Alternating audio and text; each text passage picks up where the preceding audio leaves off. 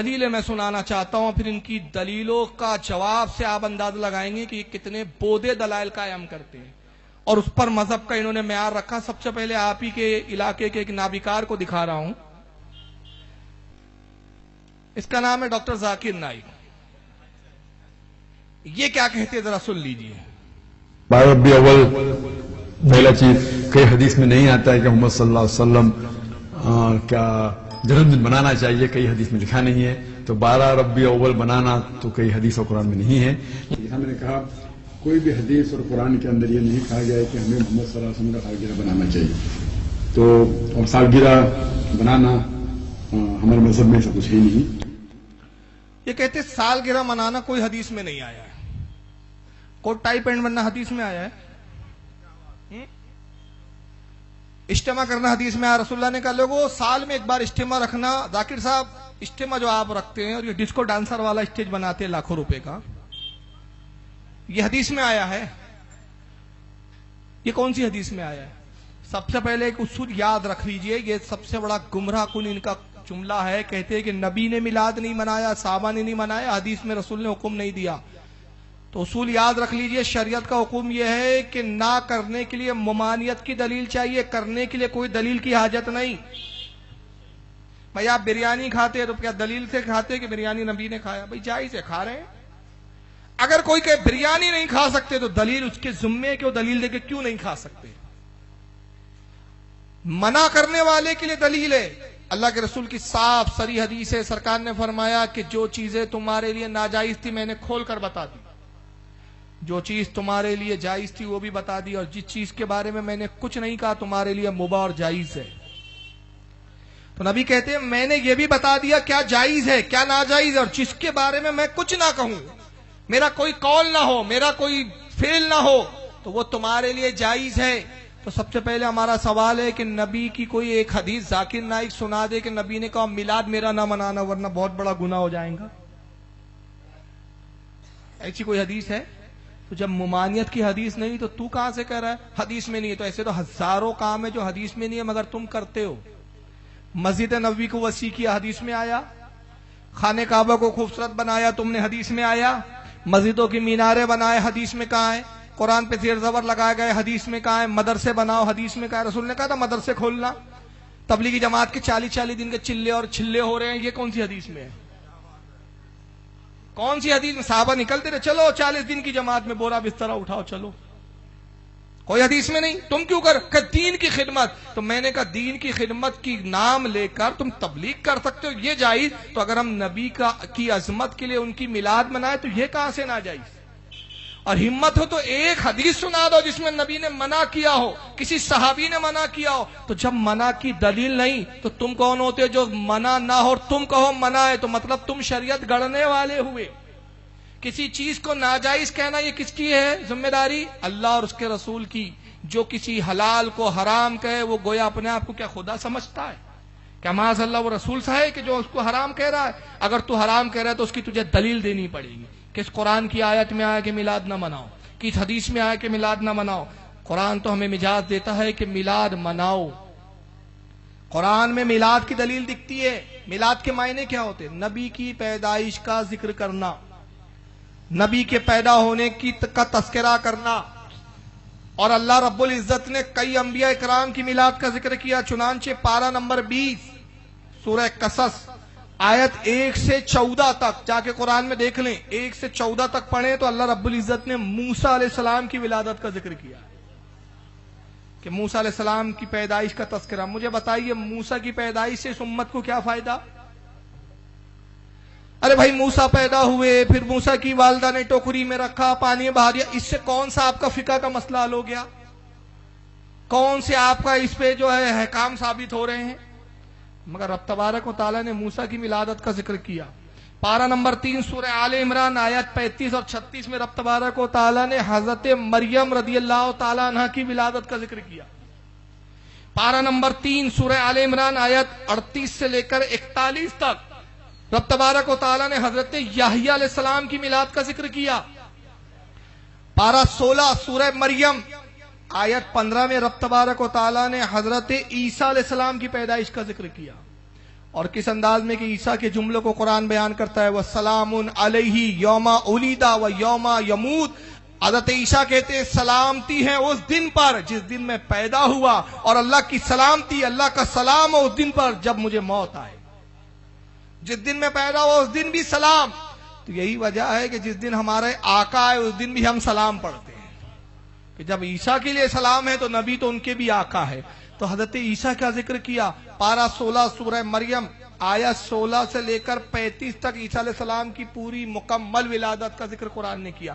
مجھے بتائیے عیسیٰ پاک مریم سے پیدا ہوئے. حضرت مریم آپ کو پیدا جب کر وقت آیا آپ کی حضرت عیسیٰ کی تولد ہونے کا تو گئی کھجور کھایا، یہ پورے قرآن نے ذکر کیا. اس سے بتائیے اس امت کا کون سا مسئلہ حل ہو رہا ہے؟ حضرت موسیٰ کی پیدائش سے اس امت کا کیا فائدہ، جبکہ حضرت موسیٰ کی شریعت پہ ہمیں عمل بھی نہیں کرنا ہے، حضرت موسیٰ کی پیروی بھی نہیں کرنا. اللہ کے رسول کی حدیث ہے کہ اگر موسیٰ میرے زمانے میں آئے تو ان کو بھی میری پیروی کے سوا چارہ نہیں. اگر تم مجھے چھوڑ کر موسیٰ کی پیروی کرو تو گمراہ ہو جاؤ گے. تو جب موسیٰ کی شریعت پہ عمل نہیں کرنا ہے، موسیٰ علیہ السلام کی پیروی نہیں کرنا ہے، تو موسیٰ علیہ السلام کی ولادت کا ذکر کرنا کیا معنی، حضرت مریم کی ولادت کا ذکر کرنا کیا معنی، حضرت یحییٰ کی ولادت کا ذکر کرنا کیا معنی، حضرت عیسیٰ علیہ السلام کی ولادت کا ذکر کرنا کیا معنی. تو مطلب یہ ہوا کہ اللہ نے ان کا ذکر کر کے بتایا کہ میلاد منانا، میلاد کا تذکرہ یہ میری سنت الہیہ ہے، یہ میری سنت ہے. اور یہ کہتے ہیں جناب کسی حدیث میں نہیں آیا. ابے حدیث میں نہیں، قرآن میں آیا ہے. کہاں آیا ہے؟ قرآن میں. آپ پوچھو گے کیسے؟ میلاد یعنی نبی کے آنے کا ذکر کرنا، نبی کی جلوہ گری کا ذکر کرنا. آئیے اب سنیں آیتیں. پارہ 6 سورہ مائدہ آیت 15 میں اللہ اپنے نبی کی میلاد کیوں بیان کرتا ہے؟ قَدْ جَاءَكُم مِّنَ اللَّهِ نُورٌ وَكِتَابٌ مُّبِينٌ. تحقیق تمہاری طرف ایک نور آیا اللہ کی طرف سے اور ایک روشن کتاب. یہ اللہ اپنے رب محبوب کی ولادت کا ذکر کر رہا ہے کہ نور آیا، یاد کرو نور آیا. پارہ 11 سورہ توبہ آیت 128 میں اللہ ارشاد فرماتا ہے لَقَدْ جَاءَكُمْ رَسُولٌ مِّنْ أَنفُسِكُمْ عَزِيزٌ عَلَيْهِ مَا عَنِتُّمْ حَرِيصٌ عَلَيْكُمْ بِالْمُؤْمِنِينَ وَرَءُوفٌ رَحِيمٌ. اللہ فرماتا ہے بے شک تمہارے پاس تشریف لائے وہ رسول جن پر تمہارا مشقت میں یعنی تکلیف میں پڑنا ان پر گرا گزرتا ہے، انہیں تکلیف دیتا ہے، تمہاری بھلائی کے چاہنے والے اور مسلمانوں پر کمال مہربان اور رحم کرنے والے. پارہ 4 سورہ آل عمران آیت 164 میں اللہ ارشاد فرماتا ہے لَقَدْ مَنَّ اللَّهُ عَلَى الْمُؤْمِنِينَ إِذْ بَعَثَ فِيهِمْ رَسُولًا. اور اللہ نے مومنوں پر احسان کیا. دیکھو یہ نہیں کہا کہ کافروں پہ احسان کیا، اللہ فرما رہا ہے ہم نے احسان کیا. کس پر؟ مومنوں پر. تو احسان کیا کیا؟ لَقَدْ مَنَّ اللَّهُ عَلَى الْمُؤْمِنِينَ. اللہ نے مومنوں پر احسان کیا. اِذْ بَعَثَ فِيهِمْ رَسُولًا کہ اللہ نے ان میں ایک اپنے رسول کو مبعوث فرمایا، اپنا ایک رسول بھیجا جو انہی میں سے ہے. تو گویا نبی کا بھیجنا اللہ احسان جتا رہا ہے. تو احسان مند وہ ہے جو اس دن اس کا احسان مانے، اس کا تذکرہ کرے. پارہ 4 پارہ 17 سورہ انبیاء آیت نمبر 107 میں ارشاد فرماتا ہے رب تبارک و تعالی وَمَا أَرْسَلْنَاكَ إِلَّا رَحْمَةً لِلْعَالَمِينَ. اے محبوب ہم نے آپ کو نہیں بھیجا مگر یہ کہ سارے جہان کے لیے رحمت بنا کر بھیجا. پارہ 15 سورہ بنی اسرائیل آیت 105 میں اللہ نے ارشاد فرمایا وَمَا أَرْسَلْنَا إِلَّا مُبَشِّرًا وَنَذِيرًا. اے محبوب ہم نے آپ کو نہیں مبعوث کیا، ہم نے آپ کو نہیں پیدا کیا مگر اس شان کے ساتھ کہ آپ کو خوشخبری دیتا ہوا اور ڈر سناتا ہوا بھیجا. پارہ نمبر 22 سورہ حزاب آیت 45 میں ارشاد فرمایا یا ایھا النبی انا ارسلناک شاہدا مبشرا ونذیرا. اے نبی ہم نے آپ کو بے شک ہم نے آپ کو بھیجا چشمدید گواہ بنا کر، آپ کو حاضر و ناظر بنا کر بھیجا اور لوگوں کو ڈر سناتا ہوا اور خوشخبری دیتا ہوا بنا کر بھیجا.